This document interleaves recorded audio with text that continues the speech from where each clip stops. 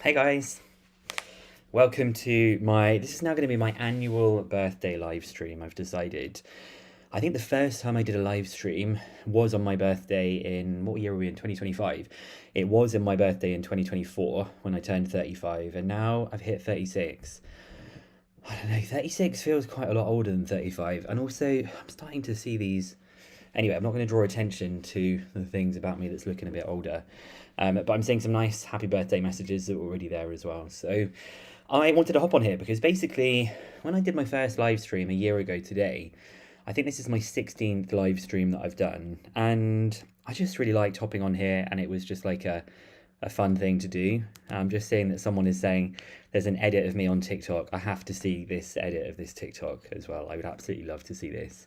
And I've already been having an excellent day. I think because of the work that I do now, it means I can sort of take time when I want to. So it's been, I hope the weather's been amazing for you guys as well. But the weather has just been absolutely phenomenal. And yesterday we went and stayed in the Peak District, so somewhere in between like Manchester and Sheffield, and went for like a really nice walk in the countryside, had an amazing Sunday roast, but obviously a vegetarian Sunday roast because I'm vegetarian. And yeah, it was just a really good day. Had some nice gifts this morning, and I thought, what better thing can I do on on my birthday than answer some maths? Someone had said maths on his birthday, he's gone mad. I would choose to do maths on my birthday. Why would we not want to do maths every day that we've got here? So thank you for everybody who has said happy birthday. And it's kind of cool that people are just tuning in for this. I have written, it's going to be a pretty short live stream today. I don't know, can you see what's going on here on my beard? That's going to be happening in these questions we're going to be looking at today for this live stream that we've got here. So what I've done, just because it's going to be a slightly shorter stream, because I'm actually going out this evening to an Indian restaurant it's kind of like street food Indian restaurant in Manchester. So I'm looking forward to going there tonight with some of my friends.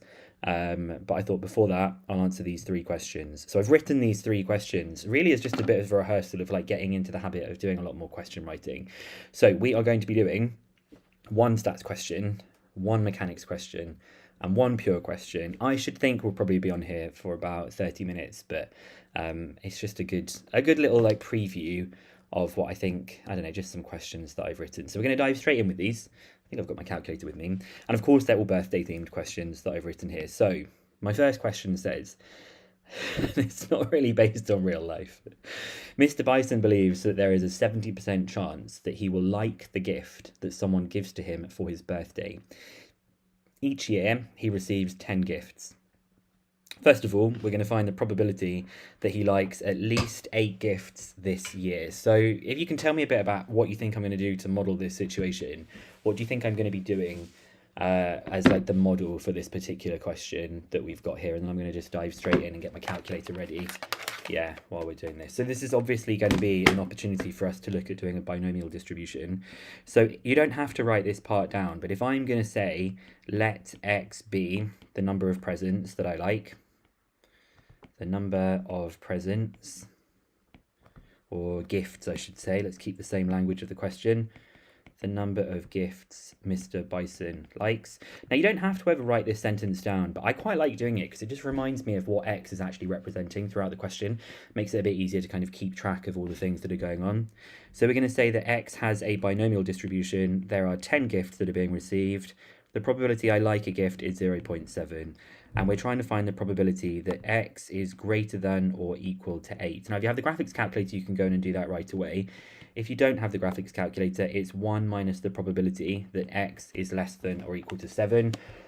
But I'm going to go in pretty quick with this one, and I want you to start reading through part B while I just get this typed into my calculator. I want you to start thinking, what is part B even going to be about? So I'm saying greater than or equal to 8, and the probability is 0.7. So I have the probability here to 4 decimal places as 0.3828.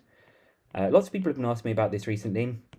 I always do 4 decimal places, but they do actually look for the final answer for 3 significant figures, but you do not get punished for doing more decimal places, like in this case that we've got here. And thank you for all the birthday wishes that I've got in the chat. So yeah, I did say to someone, what is part B going to be about? And someone's called it a double binomial. Sometimes if you've been in my stats session, by the way, you'll see I call this like a binomial within a binomial, because it now says find the probability that he likes at least 8 gifts in at least 3 of the next 5 years. So we're now talking about zooming out a bit. We're not just talking about 1 year of presents. We're talking about 5 years of presents that we've got here.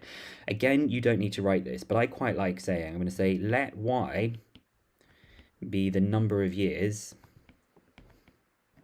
if I can write neatly, the number of years where Mr. Bicen likes at least 8 gifts. So this time y is going to have a binomial distribution, but we're not talking about the 10 gifts anymore. We're talking about 5 different years that we've got.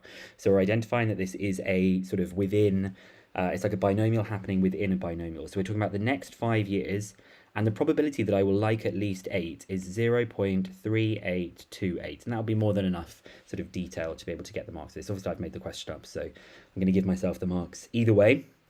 And we're now going to say we've got this sort of distribution set up, and we're now going to ask for it being at least 3 of the next 5 years that we've got here. So I wanted that to be a slightly bigger highlighter. So all I want to do now is say what is the probability that it is going to be at least 3 of these 5 years, where that's the probability that I would like at least 8 gifts for this. Now, of course, if you don't have the graphics calculator, we would do this as 1 minus the probability that y is less than or equal to 2, but I can just go straight to the answer of this one.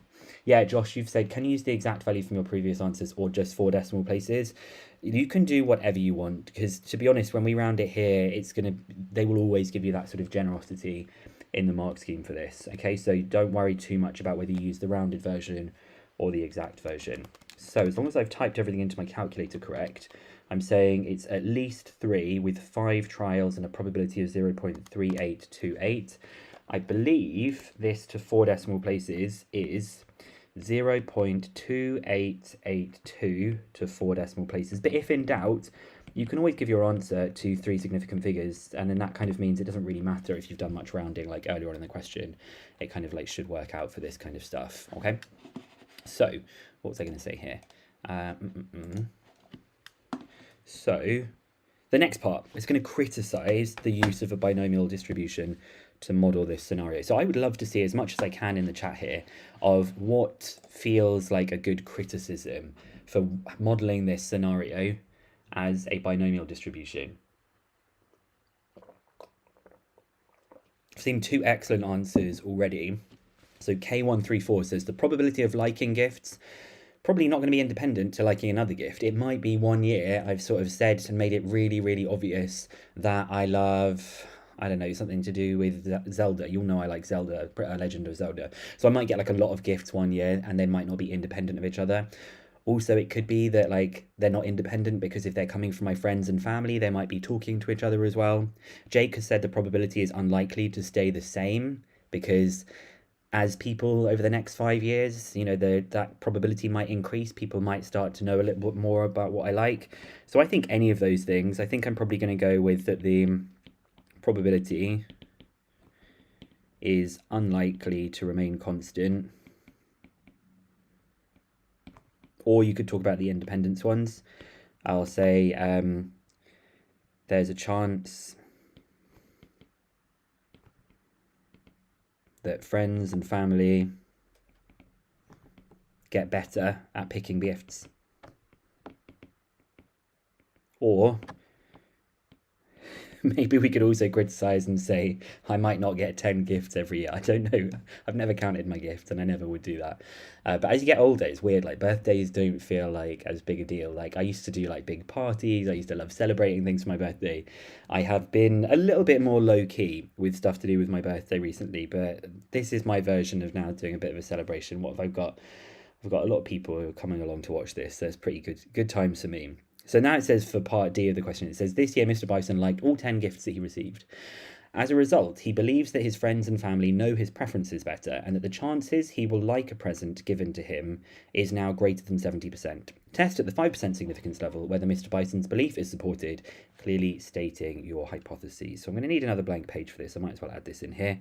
And so we've got a hypothesis test. The null hypothesis is that everybody has still got that 70% chance of giving me a gift that I like for this one. And then for the alternative hypothesis, I think that it's now gone to higher than 0.7 because of the fact that we said, yeah, I think the chance is now greater than 70% that we've got here. It's going to be a 5% significance level for this one. We've already said that X is the number of gifts that Mr. Bicen likes, so I don't need to sort of redefine this. I personally always like writing down that we're going to assume that H0 is true. So all I'm going to do now is to calculate the probability. It was to do with it being 10. It said all 10. So what symbol should I put for this one if it's just with 10 for this one? Oh, thank you to In the Skies, by the way, and thank you, Arunima. You could do greater than or equal to, but because 10 is the maximum in this case, because there are only 10 gifts, greater than or equal to 10 is just going to be the same thing about it just being 10 here. Now, I don't think they would punish you if you did greater than or equal to 10, but I do think the better answer in this case is 10 because there literally are, in this scenario, only 10 gifts. So I'm now saying what's the probability I like all 10 of them. Now, if I didn't want to use the distribution mode on the calculator, you could just say what's the probability I like all of them. So I could do 0.7 to the power of 10. That is 0.7 to the power of 10. But I can just use the normal, the graphics calculator for this. And we get 0.0282, which is less than the significance level of 0.05. So because this p-value that we've got here, is less than the significance level, what does this tell us about my belief? We want to say, what does this tell us about Mr. Bicen's belief about people buying my gifts, about it being greater than or equal to 70%? I'm going to reject the null hypothesis because the p-value is small, so we're rejecting it. I love it when people say nice things in the chat, wishing me happy birthday, telling me I'm the GOAT, things like that is great. So I can say here, hence, I always use you can just say hence reject H0, but I like saying hence enough evidence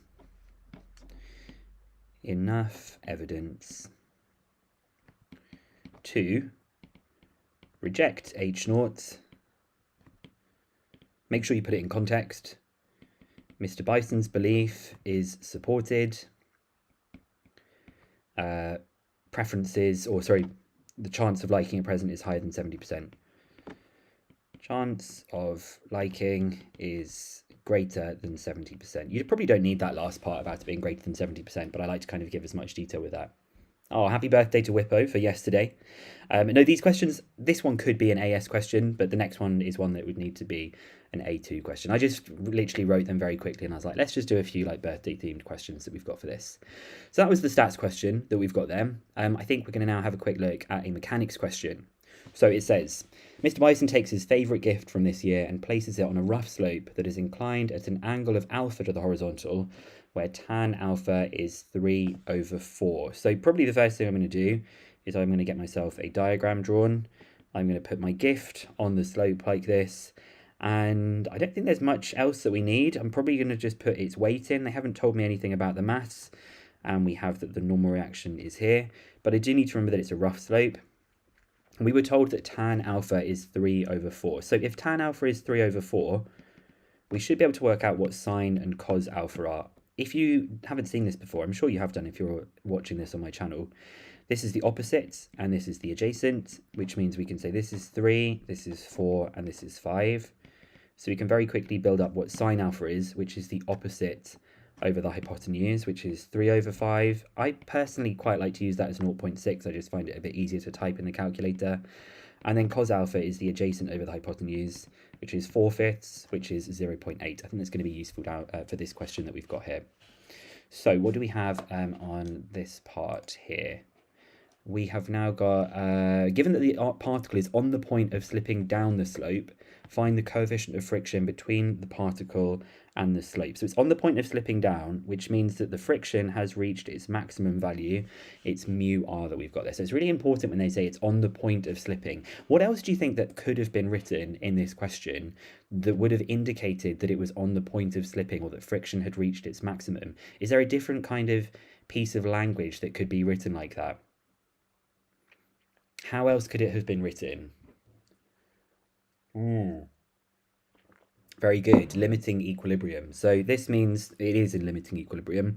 So all I'm going to do is, it's on the point of slipping down, I just need to do a lot of forces that are being resolved here. So this mg is going to be split into these two different forces. I wanted that one to be in a different colour. So the angle at the top is alpha, which means this one is mg cos alpha, which means that the green one running along the bottom is mg sine alpha because it is opposite that angle that we've got there. So as we resolve the forces, I'm going to resolve in this direction. First of all, I'm going to say that r is equal to mg cos alpha. And I think we just said that cos alpha was 0.8. So this means that r is equal to 0.8 mg. And then that was in this direction. If I now resolve in this direction because it's in equilibrium still, I can see that this one and this one must be equal to each other. So mg sine alpha must be equal to mu r. So sine alpha was 0.6. So 0.6 mg is equal to mu times by 0.8 mg, which means we get a very nice question where the m and the g cancel. And so we do 0.6 divided by 0.8 is equal to mu, and 0.6 divided by 0.8 is 3/4. Now, I don't know if you've ever seen this before, but this is a very sort of generalized scenario that we've got here. And the coefficient of friction for this scenario of it being on a slope, doesn't matter what the mass is, this will always be the same as tan alpha, and I would never ever use that in like in an exam or anything. I would never jump with that, but it's just an interesting observation that in this scenario, tan of the angle will always be the coefficient of friction for this one as well. Okay, so it's just like a little interesting side note, but I would never encourage you to sort of memorize that and use it as a fact, because it's not really something that would be accepted in that way. It's that now says that Mr. Bicen now changes the angle of the slope so that tan alpha equals 4/3 and projects the particle down the slope with speed 2 meters per second. Find the distance travelled by the particle in the first 2 seconds of its motion. So which angle is going to be bigger? Is the angle in the first scenario or the second scenario going to be bigger? In other words, which one is like a steeper one that we've got here?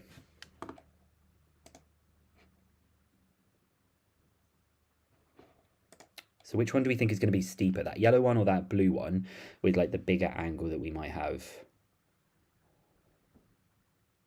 You could also just work it out as well if we wanted to.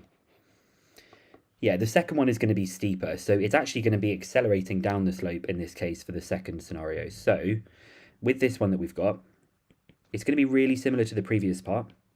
We have the r, we've got that mg, we've got the mu r, which we now know is 3/4 r. It's literally the same diagram as the one as before, so I'm not really sure how much we gain from writing this. But we're going to try and figure out what's happening here. So we want to find out the distance travelled by the particle in the first 2 seconds of its motion. What does that sound like is happening? If we've been told the speed that it's starting with, we want to find out how far it's travelling, there's 2 seconds of its motion. What kind of thing is this reminding of us of? Perfect, Suvat. So we have got, it's going to be the first 2 seconds. It's being projected with speed 2. That just means it's being given 2 meters per second as well. So that means the initial is 2. We want to find the distance that we've got here. And so I think the one that's going to be the most obvious to find here is the acceleration. I need to find the acceleration. So I will find the acceleration by doing F equals ma down the slope in this case, which will be my mg sine alpha minus 3/4 r equals the mass times by the acceleration r. Well, I think before I do that, I probably need to figure out what r is equal to, because r is obviously going to be used in this question. So resolving in the other direction like this, r is still mg cos alpha, but these bits have now switched and changed for the blue part. So they're going to be the other way around. Sine alpha is now going to be 0.8 and cos alpha is now going to be 0.6. They have switched from this place because the 3 and the 4 have switched to a 4 and a 3 in this next bit, okay? So r is now 0.6 mg, and this is now going to be 0.8 mg for sine alpha. I'm going to subtract 3/4 of 0.6 mg, and that will be equal to the mass times the acceleration. So this is 0.8 mg minus 0.75 times 0.6, which is 0.45 mg, and that's equal to the mass times the acceleration. 0.8 minus 0.45 is 0.35 mg, is ma. So I can cancel the m's out, and we just get that the acceleration is 0.35 g, which I'm just going to kind of leave in that form. But if you wanted, that would be 3.43 is the acceleration, okay? So actually, shall I do that? Yeah, I'll do 0.35 times 9.8. That is 3.43. So the acceleration is 3.43. So my last step is just to connect these things together using SUVAT. So I get S equals UT. S equals UT plus a half AT squared plus half times 3.43 times 2 squared. So that's 4 plus 0.5 times 3.43 times 4. And I've got that S is 10.86 meters. If I left this as my final answer, tell me what's going to happen. Yeah, you could use the work energy principle, by the way, from further mechanics. Yeah.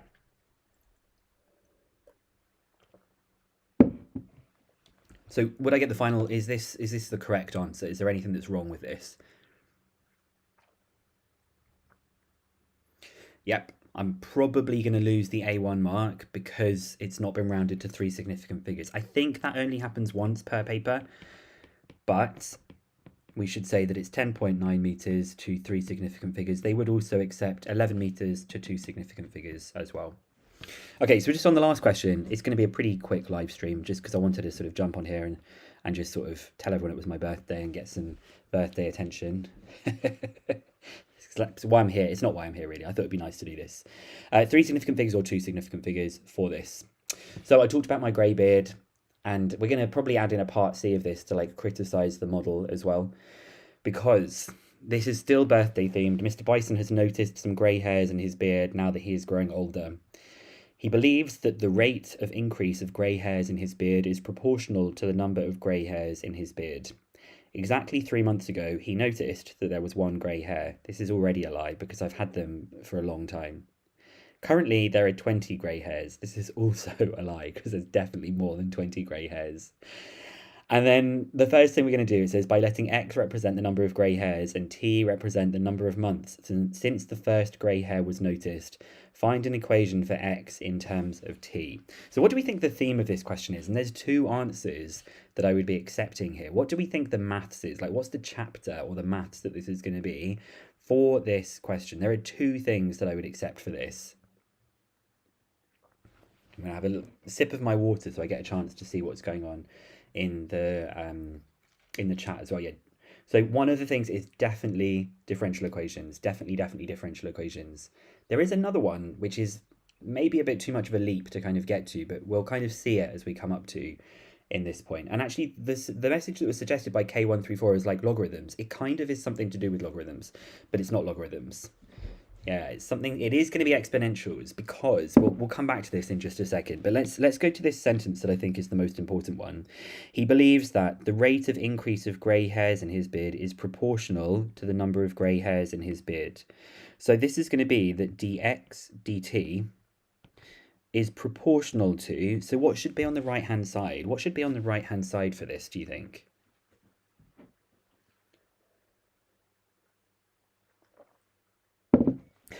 Thank you, Ash. Thank you, Breezy. Yeah, it's kx, right? It's going to be proportional to the number of beards. Do you remember that thing that you would say in like normal, in like GCSE math, and you would say it's proportional to x, but instead you can just go straight to this part that's over here, okay? Now, when we solve this equation, we need to do separating the variables. So I will put the dt up to this side, and I'm going to take the x and I'm going to divide by x on the other side, so that I have 1 over x dx dt. The k still remains there. Oh, I should move this so you can actually see what's going on. This is called separating the variables. So I then just put these integration signs on both sides, and I can just go in with the integration sides like this. So just answering someone's question, they had said, would this be inversely proportional if it was x over k? That would actually still just be directly proportional as well. I think maybe what you meant to type was if it was k over x. If it was k over x, then that one would be inversely proportional. This one is the same as the original one that we've got there, okay? So we're going to just go ahead and do the integration. The left-hand side will just be ln of x. The right-hand side is kt plus c that we've got here. So if we were to just, should we find the, let's keep this general for a second because I wanted to say what the second approach was going to be. I'm seeing all of the happy birthday messages, which was nice. If I was going to take this away from the current form that it's in, from logarithms, and get it into exponentials, I would say that x would be e to the kt plus c. And that e to the kt plus c is e to the kt multiplied by e to the c, which is just a constant. So it is just ae to the kt. Now, if we saw this thing here, this would make us think it was an exponentials question. Now, I still would approach this question as a differential equations question, but I kind of wanted to bring in some more like general theory that we've got here. If we ever have that something is proportional to the current state that it's in other words here, the rate of change of grey hairs is proportional to the number of grey hairs, it always gives you an exponential model. Always, always, always. In fact, it is one of the definitions of exponential growth, that the growth is proportional to the amount of the thing that is already there. It works with population, it works with bacteria cells, it works with my grey hairs in the beard, and maybe it does, maybe it doesn't. But I'm happy with the approach that we did of just using it as a differential equation. So we're going to say that x is the number of months since the first grey hair was noticed. So when when t was 0, when it started, there was only one grey hair, okay? That's when it started. So I'll sub this in, and I'll get that ln of 1 is equal to 0 plus c. So that means that c is equal to 0 in this particular case. The other thing was said that 3 months later, so in other words, when t was equal to 3, I noticed that there were 20 grey hairs for this, okay? 20 grey hairs. Now, I've kind of deliberately worded this one a bit strangely, so that here we might have thought that this was t is equal to 3 and x is equal to 1, but it's not t is equal to 3, it's t is equal to 0 because it was 3 months ago and we're measuring it from where it first started. So I deliberately put some weird wording for this. So now I know when t is equal to 3, x is equal to 20, I can continue to find out what the k variable is going to be. So ln 20 is equal to 3k. The c is gone now. So this means that we have 1 over 3 ln 20 is equal to k. Hence, we can come up with what our equation is, which is that ln of x is equal to k multiplied by t. Now, when these get multiplied, I just want to make sure that that t is not getting multiplied to the 20 that is inside, and the plus c is just 0. Now, it did say it wanted an equation for x in terms of t, so I just need to make x the subject of this part that we've got here, okay? So, I will do a third times the t. I'm going to write this a little bit neater so that I have it's t over 3 ln 20, and then I can say that x is e to the t over 3 ln 20. So I've got an exponential model, and we're going to just do the easy part of the question. It says, given that there are 30,000 hairs in an average beard, according to the internet, I don't know if I've got 30,000 hairs, it might be lower, estimate how much longer it will be until Mr. Bison's beard is entirely grey. And then we're going to decide whether we think this is a good model or not. So for part B, we want to find t when x is 30,000. Any predictions? How long do we think this is going to be without actually using a calculator? Looking at an exponential model where there's only been 1 3 months ago, I've now got 20 at this time. How long do we think it will be to get to 30,000? Do we think it's going to be a few years? Do we think it's going to be a few months? Because this is where exponential functions, I think, are quite interesting.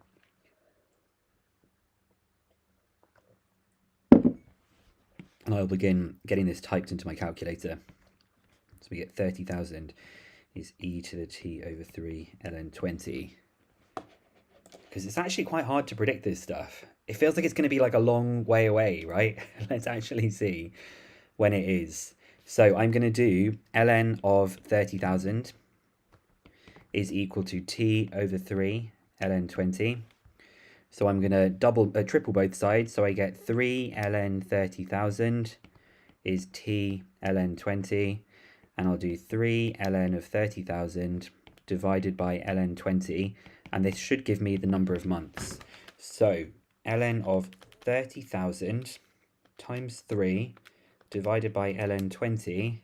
And we get 10.3 months to 3 significant figures, which is crazy because exponential models, I don't think the human mind really understands how an exponential model like actually works. It is huge growth that gets so fast, so quickly. So probably an exponential model is not good because it's now saying it's going to be 10.3 months for me to be entirely grey. Next time we're on the birthday live stream in 2026, we will then have evidence whether this is right or not, because it'll be later. Okay, so this isn't actually the answer to the question. Has anybody spotted what the final answer should be for this pure question? I will go back to what it says here. It says, given there are 30,000 hairs in an average beard, estimate how much longer it will be until Mr. Bicen's beard is entirely grey. So it's not quite right for this. I don't think grey hairs are exponential. I really hope they're not exponential. Good. Jake has been absolutely on it in the chat today. It's saying how many more months, so I actually need to take away the 3 months because 3 months has already happened. So I will say, so it will be 7.3 months until fully grey. And then they might say something like criticize the use of this model. And we could just say something like maybe exponential growth is too fast. Maybe there needs to be something that is like a linear growth. Maybe there needs to be something that is like a non-linear growth. I really hope it's not going to be 7.3 months, because what would that be? We're in April. It's going to be by the end of this year. By the end of 2025, I'll be fully grey. So we will see. Anyway, obviously no mark schemes for this because I have made up these questions myself. I hope you liked me making up a few questions that we've got here. It was a nice short little live stream that we've got here as well. And oh yeah, good criticism that Kana said, after a certain time when it's fully grey, it would be modelled as linear as well. So, or might even just completely flatten out, or maybe just all my hair is going to fall out. Anyway, I'm getting depressed here, thinking too much about what it's going to be like as I'm now like in my late 30s. So I just want to say thank you so much for coming along to this, and so many people wishing me a happy birthday. It is such nice weather outside. I think I'm going to walk into the Manchester City Centre, go and have a nice sort of birthday dinner that I've got. And then I probably will be doing another live stream, maybe this week. Maybe I'll do a stats one. Maybe I'll do a further maths one that we've got here. I have seen so many nice messages wishing me happy birthday. I have had a great day so far, and I'm definitely going to have a really nice evening as well. So wishing you all the best of luck for your exams and stuff. I hope that you are feeling like not too stressed about them. What we're at the end of April. We are really about to hit exam season soon. I think the first further maths exam is in just a few weeks. Not that I want to stress you out. Maybe I shouldn't be saying that. And I think there's like economics exams are coming up quite early and stuff. So really, I'm hoping that people are on their way to feeling stronger and ready for these exams that we've got coming up. And I'll try and be there along the way, doing some live streams, doing some sessions and things that will be helpful. Yeah, people are saying, will I do a live stream before the further maths exams? I will do a live stream before the first further maths exam. And then in between the first and the second one, I'm going to be doing a paid for session that I'm going to be putting a lot of time into on the Tuesday night. I'll stay up all night planning a session that will happen on the Wednesday, but it'll be really affordable. It's going to be like £15, I think, for like a 2 hour session with an extra video after that session that should get you really prepared for it. I'm going to be doing other live streams for Pure. I'll be doing live streams before each exam that we've got as well. Someone says, any tips for not getting stressed before the exams? Yes, I think the best thing to not get stressed before the exams is to feel like you have done your absolute best in the build up to the exams. Meaning from now until the exams, that you are doing everything you can do so that you know when you go into that exam hall, whatever happens is the true reflection of what you've been doing.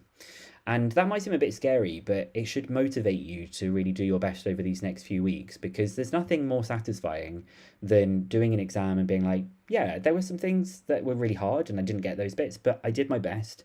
And that's good enough for what I've done here, and I'm going to get a grade that I'll feel really pleased with. On the actual day, I would not try and do anything that kind of like messes with your routine very much. So if on the actual day you're feeling like really stressed, just try and do things that like keep you calm and remind yourself it is not a big deal. I know it feels like A levels are probably the biggest thing in your life because it's probably what all of you are talking to each other about.